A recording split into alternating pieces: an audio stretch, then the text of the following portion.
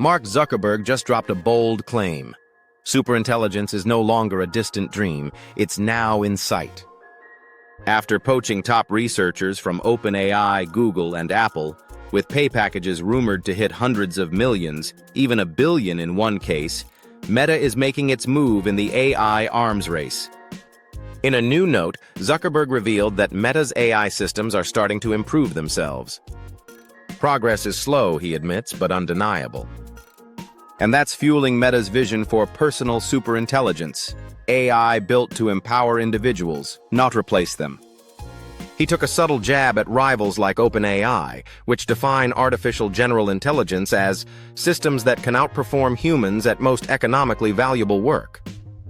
Sam Altman has even said entire job categories like customer service could be totally gone. Zuckerberg's counter is sharp.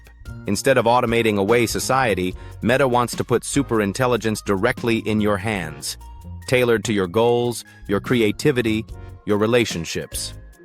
Imagine AR glasses or AI assistants that know your context, understand your aspirations, and help you achieve them.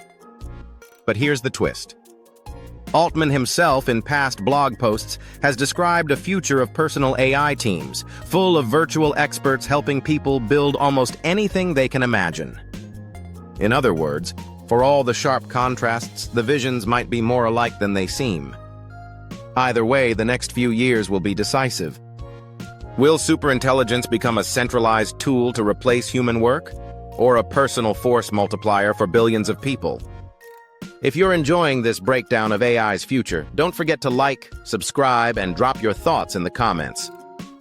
And stick around. Check the related video in the corner for more on how tech giants are battling over AI's next frontier.